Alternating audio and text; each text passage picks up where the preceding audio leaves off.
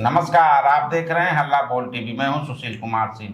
मुख्यमंत्री का पद छोड़ते ही नीतीश कुमार का हेल्थ सर्टिफिकेट आ गया है और ये हेल्थ सर्टिफिकेट भूचाल ला दिया है।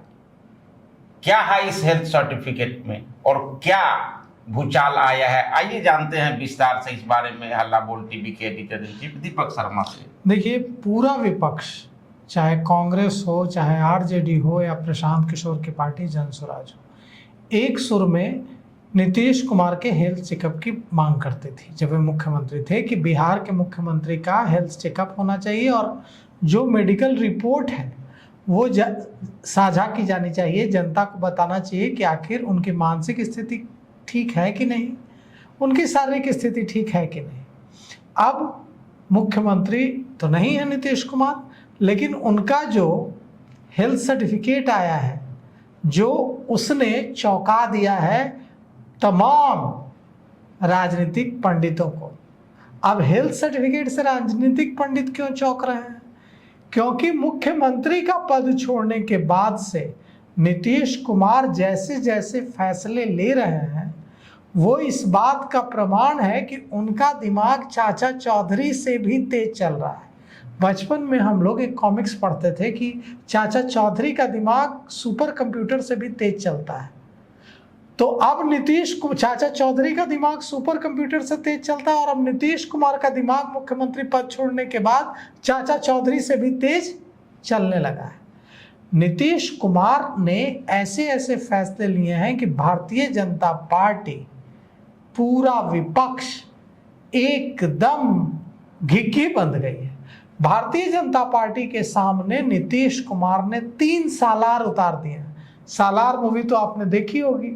सालार एक योद्धा होता है, मैंने नहीं देखी है लेकिन मेरी बेटी ने मुझे बताया कि इस मूवी में क्या है।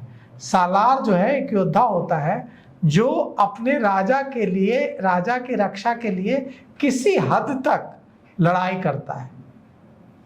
तो ये जो 3 सालार हैं नीतीश कुमार ने उतार दिए हैं मुख्यमंत्री पद छोड़ने के बाद, ये तीनों सालार मुख्यमंत्री न रहते हुए भी नीतीश कुमार को हर तरीके से मजबूत रखने और सुरक्षित रखने के लिए हर कीमत देने के लिए तैयार हैं, क्योंकि ये तीनों कृतज्ञ हो गए हैं नीतीश कुमार के। कौन कौन वो 3 सालार हैं?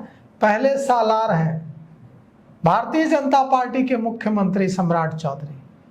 वे भारतीय जनता पार्टी के नेता हैं, लेकिन यह बात तो सबको पता चल गई है कि सम्राट चौधरी को मुख्यमंत्री नीतीश कुमार ने बनवाया।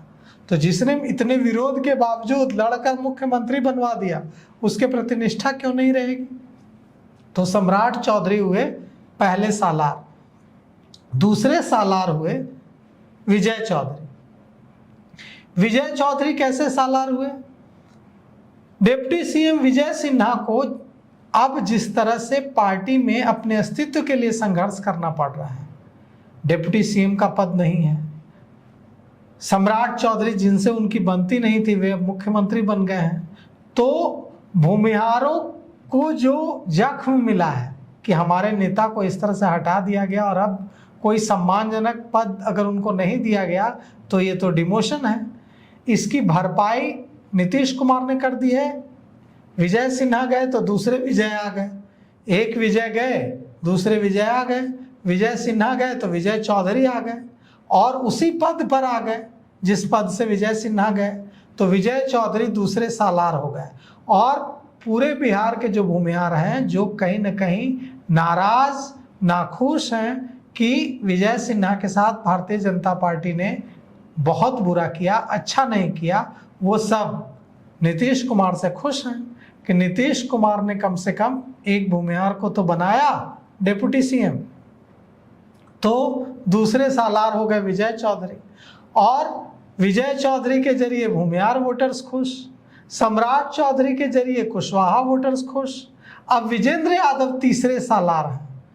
विजेंद्र यादव जो सालार हैं वो क्या करेंगे?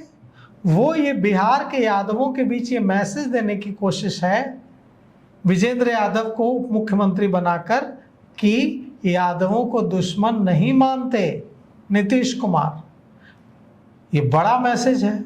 और सालार तो शुरू से रहे हैं विजेंद्र यादव। अब हम बात करते हैं चौथे सालार की।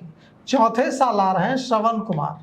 श्रवण कुमार को भारतीय जनता पार्टी का मुख्यमंत्री बनने और विजय चौधरी के और विजेंद्र यादव के डिप्टी सीएम बनने के बाद से कहा जा रहा था कि वे नाराज हैं, कुर्मी समाज आहत है कि ऐसी सरकार चल रही है जिसमें हमारा पहली बार कोई प्रतिनिधित्व नहीं है। 1 महीने तक जो सरकार चल रही है, अभी जब तक मंत्रिमंडल विस्तार नहीं होता है, पूरा 1 महीना निकल जाएगा, 20-25 दिन तो निकल ही जाएगा।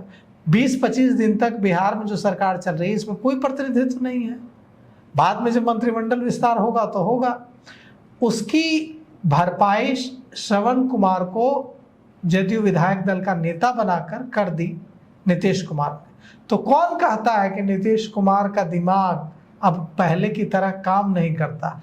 इतना तेज तो नीतीश कुमार का दिमाग कभी काम नहीं करता था जितना तेज अब काम कर रहा है। तो नीतीश कुमार का हेल्थ सर्टिफिकेट मेडिकल बुलेटिन आ गया, इसको अच्छे से पढ़ लीजिए और ये समझ लीजिए कि नीतीश कुमार की चाल समझना, नीतीश कुमार के दिमाग को पढ़ना इतना आसान नहीं है। और बड़े बड़े खुद को राजनीति का चाणक्य समझने वाले नीतीश कुमार के सामने आकर पानी मांगने लगते हैं। तो सबसे बड़ा सवाल, नीतीश कुमार ने जब से मुख्यमंत्री पद छोड़ा है, एक से एक उन्होंने जो पेश किया है, अपने पार्टी को जो गति दी है, बड़े बड़े के छक्के छूट गए हैं और सोचने पर मजबूर कर दिया है कि क्या सच में मुख्यमंत्री पद पे रहते हुए उन्होंने जो फैसले नहीं किए, अब पार्टी के अंदर जो फैसले ले रहे हैं ये चौंकाने वाले हैं। और बड़े बड़े जो राजनीतिक के जानकार है वो भी चौकन्ने हो गए हैं कि इतने अच्छे फैसले कम ही लोग ले पाते हैं जो उन पे आरोप लगता था। विधानसभा चुनाव के दौरान उन्होंने कहा था कि मानसिक रूप से स्वस्थ नहीं है, शारीरिक रूप से भी स्वस्थ नहीं है, लेकिन बारिश हो रही थी उसमें उन्होंने बिहार का दौरा सड़क मार्ग से किया था। वहीं बिहार के एक युवा नेता घर में बैठकर सभा कर रहे थे। तो मिसाल उस समय भी था और आज भी है। तो इस पेशकश में अभी तक इतना ही। देखते रहिए हल्ला बोल टीवी। धन्यवाद।